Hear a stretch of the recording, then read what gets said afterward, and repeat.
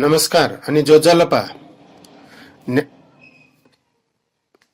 नेपाल भाषा एकाडेमीका निमित्त अनक मिडियाको प्रस्तुति र कीर्तिपुर नगरपालिकाद्वारा निर्मित रेडियो शिक्षा कार्यक्रमबाट म हरिबहादुर थापा यहाँहरूलाई हार्दिक स्वागत अभिवादन गर्दछु। कीर्तिपुर नगरपालिका वडा नम्बर 6 स्थित आदिनाथ माध्यमिक विद्यालयको म गणित शिक्षक। आज म कक्षा 10 को अनिवार्य गणित विषय लिएर यहाँहरू समक्ष उपस्थित भएको छु। विद्यार्थी भाइ बहिनीहरू, आज म तिमीहरू समक्ष एउटा रमाइलो कुरा लिएर आउने विचार गरेको छु। सुन्ने हो त? अनि सुनेर मात्र पुग्दैन नि, त्यसलाई बुझ्नु पनि पर्यो। फेरि बुझेर मात्र पुगेन नि, त्यसलाई प्रयोगमा पनि ल्याउन जान्नु पर्यो। ल, तयार हो त?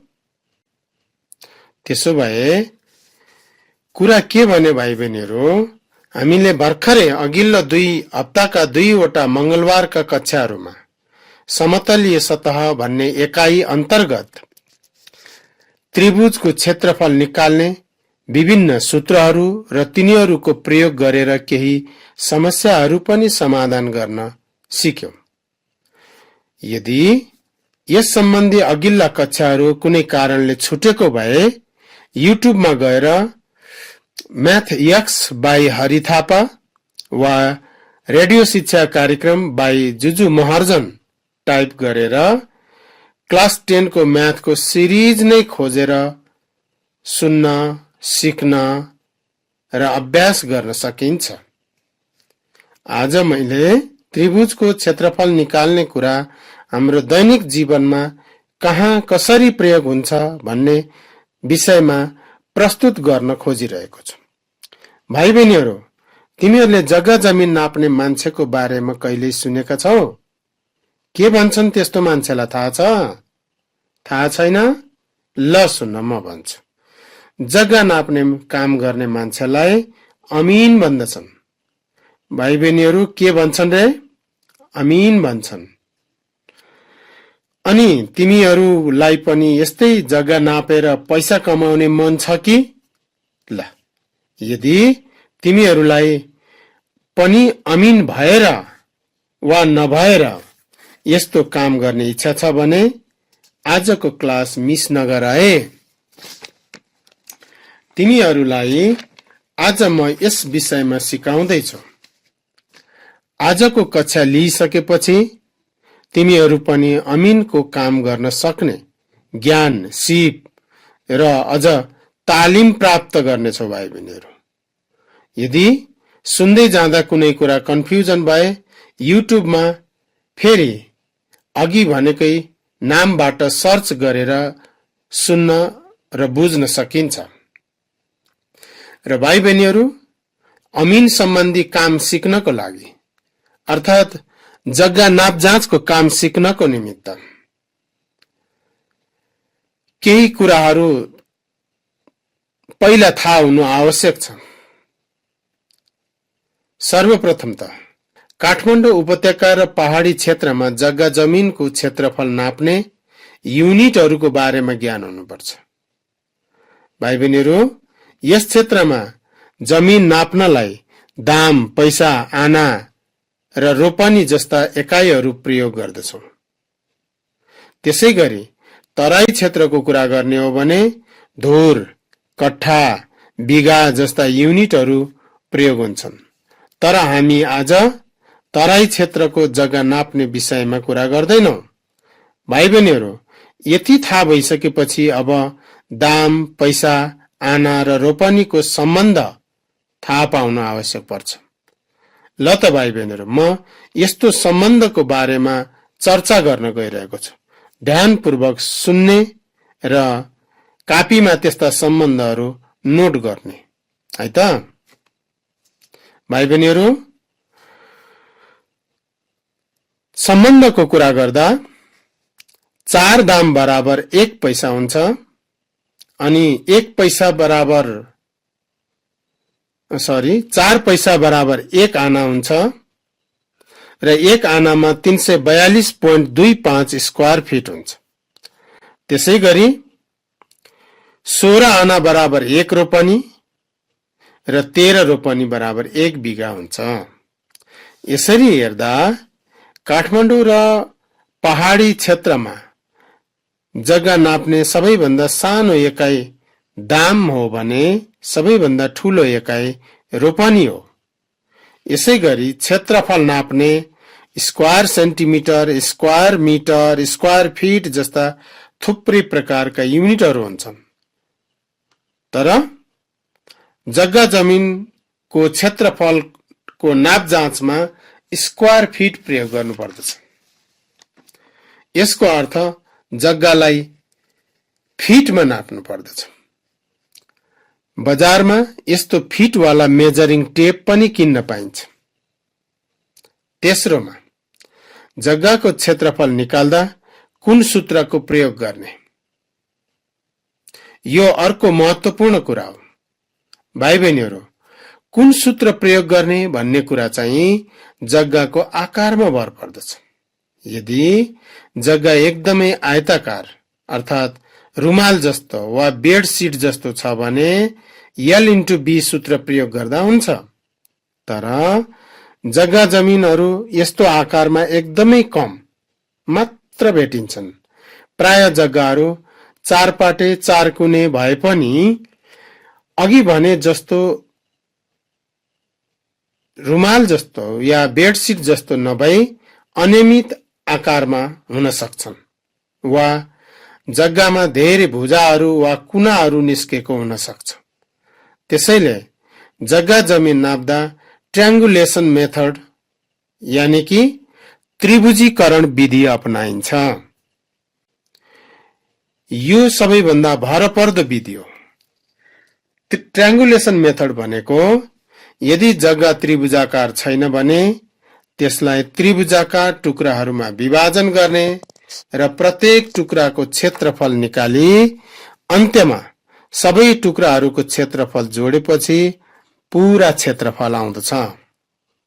अब जग्गालाई ट्रायंगुलेट गरिसकेपछि प्रत्येक टुक्रा जग्गाको अवस्था अनुसार हाफ b टाइम्स h वा √3/4 टाइम्स a स्क्वायर वा b/4 times square root of 4a square minus b square वा square root of s times s minus a times s minus b times s minus c सूत्र प्रयोग गरी क्षेत्रफल निकाल्नु पर्ने हुन्छ।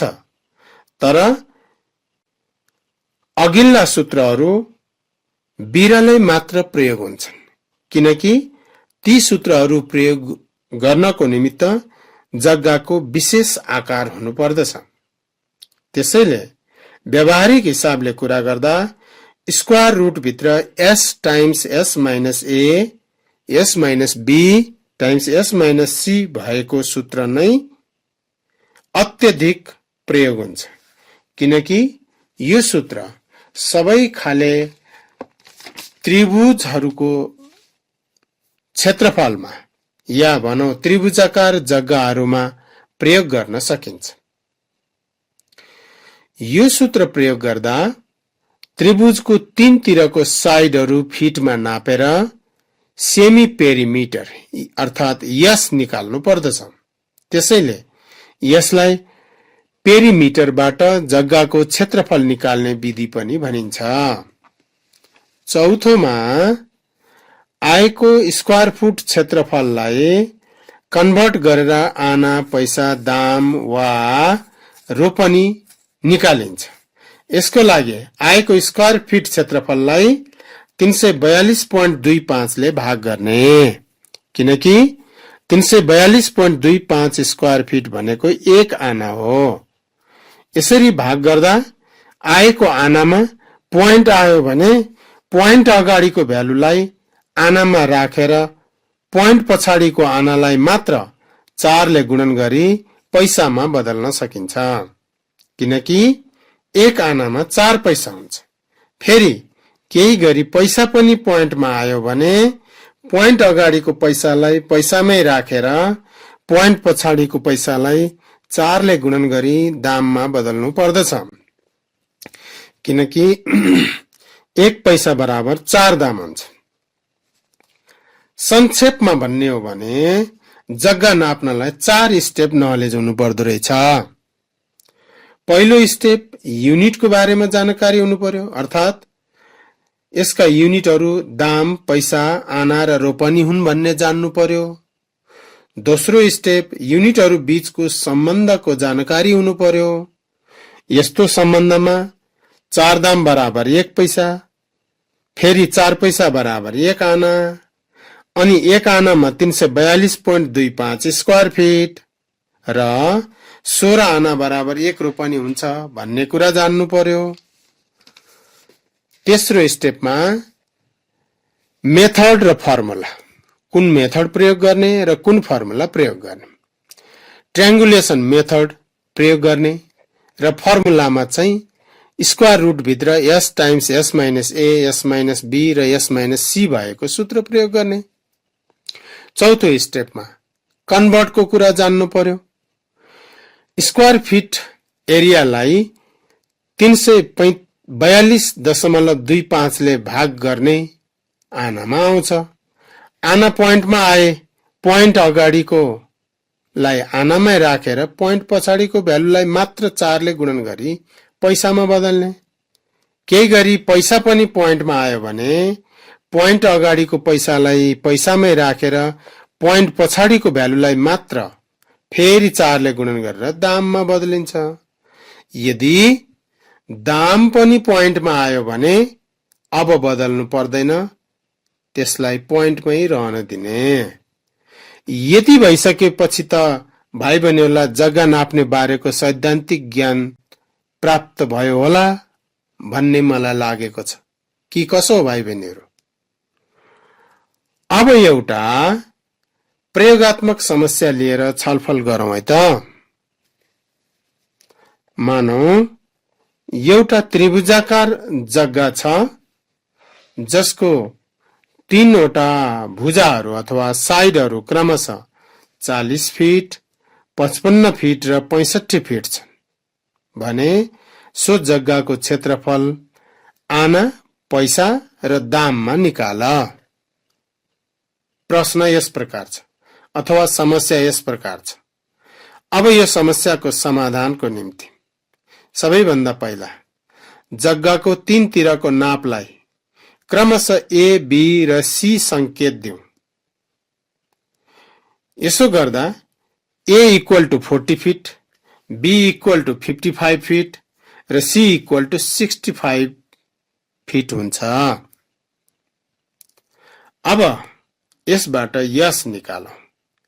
यस निकाल्नको निम्ति A plus B plus C by 2 सूत्र प्रयोग गरौं।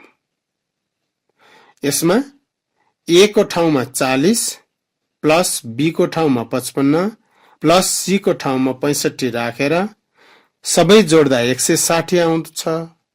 त्यसलाई अपॉन 2 ले भाग गर्दा 80 हुन्छ। अर्थात यसको सेमी पेरिमिटर चाहिँ 80 फिट हुन्छ भाइ बहिनीहरु।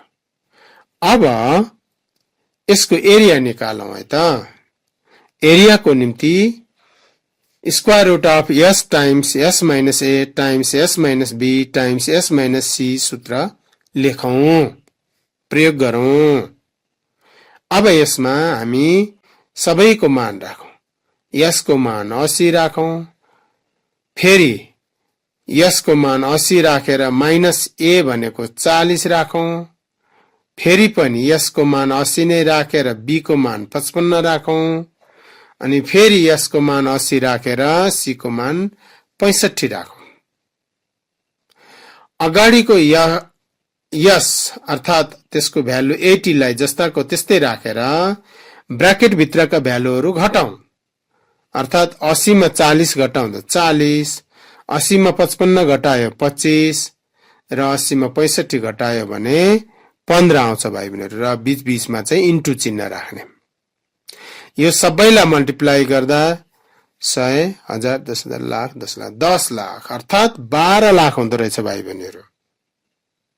यसको स्क्वायर रुट थिच्दा 1095.44 स्क्वायर फिट हुन्छ। अर्थात जग्गाको क्षेत्रफल 1095.44 स्क्वायर फिट आयो। तर हामीलाई यस्तो क्षेत्रफल आना, पैसा र दाममा निकाल्न भनेको हुनाले अब यो क्षेत्रफललाई 342.25 ले भाग गरेर आनामा बदलौं।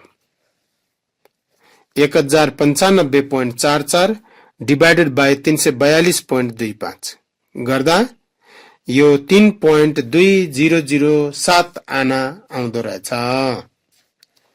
अब यो आना पोइन्टमा आएको हुनाले पोइन्ट अगाडिको 3 आनालाई जस्ताको त्यस्तै राखेर पोइन्ट पछाडिको 0.2007 आनालाई 4 ले गुणन गर्नुपर्छ।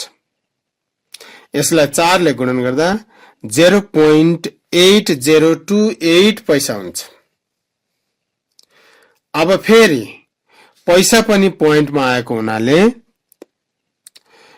0.8028 लाई 4 ले मल्टिप्लाई गरौं। अब यो 3.2 दाम हुन्छ भाइ बहिनीहरु, र दाम पनि पोइन्टमा आयो भने रूपान्तरको प्रक्रिया रोकिन्छ, अर्थात रूपान्तर गरिरहनु पर्दैन। त्यसर्थ जग्गाको क्षेत्रफल 3 आना 0 पैसा र 3.2 दाम हुने देखियो।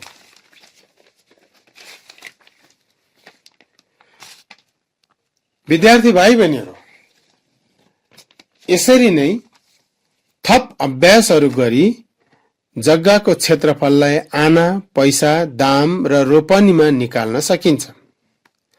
यसरी त्रिभुजको क्षेत्रफल निकाल्ने कुराको दैनिक जीवनमा व्यावहारिक प्रयोग कसरी हुँदो रहेछ भनेर सिक्यौं। अब यसै गरी भाइ बहिनीहरुले आफ्नो अभ्यासमा भएका समस्याहरूलाई पनि नाप जाँच गरिकन स्क्वायर फिटमा निकालेर क्षेत्रफललाई आना, पैसा, दाममा लग्न सक्नेछन्। तर यस्ता प्रश्नहरू हाम्रो अभ्यास पुस्तिकामा नहुन सक्छन्। त्यसैले विद्यालय सञ्चालनमा आइसकेपछि आफ्नो गणित शिक्षकको सहयोगमा आफ्नो विद्यालयको प्राङ्गण नाप्ने, विद्यालयको बगैँचा नाप्ने र यस्तै विद्यालयको वरपर रहेका जग्गाका साना साना टुक्राहरू टेपको प्रयोग गरेर नापिकन त्यस्ता जग्गाहरूको क्षेत्रफल आना, पैसा, दाममा निकालेर परियोजना कार्यको रूपमा विद्यालयमा गणित शिक्षकलाई बुझाउनको निमित्त म अनुरोध गर्दछु भाइ बहिनीहरूसँग। यसो गर्दा विद्यार्थी भाइ बहिनीहरूको सिप अझै विकास भएर जान्छ। भनेपछि आजको कक्षा रमाइलोसँग बित्यो होला नि भाइ बहिनीहरू, हैन त? तर यस्तो हिसाब चाहिँ जाँचमा सोधिदैन है। यो त हाम्रा विद्यार्थी भाइ बहिनीहरूलाई हामीले सिकेको कुरा, अभ्यासमा सिकेको कुरा हाम्रो दैनिक जीवनमा कसरी प्रयोगमा ल्याउन सकिन्छ, कस्तो ठाउँमा प्रयोगमा आउँछ भन्ने विषयमा एउटा व्यावहारिक ज्ञान दिने हिसाबले तयार गरिएको कक्षा हो। र आजलाई स्टुडियोबाट समय सकिएको संकेत पनि प्राविधिक मित्रले गरिसक्नु भएको हुँदा आजको कक्षालाई यही स्थगित गर्ने अनुमति चाहन्छु। फेरि अर्को हप्ता मंगलबार यसै समयमा भेटौँला है।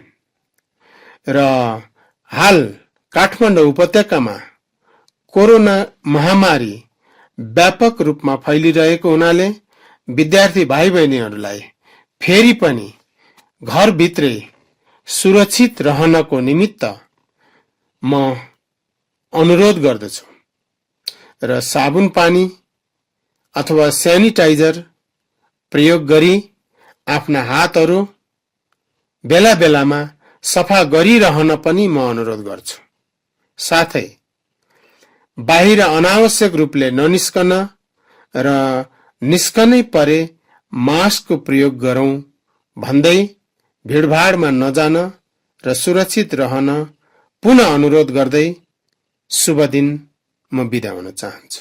धन्यवाद।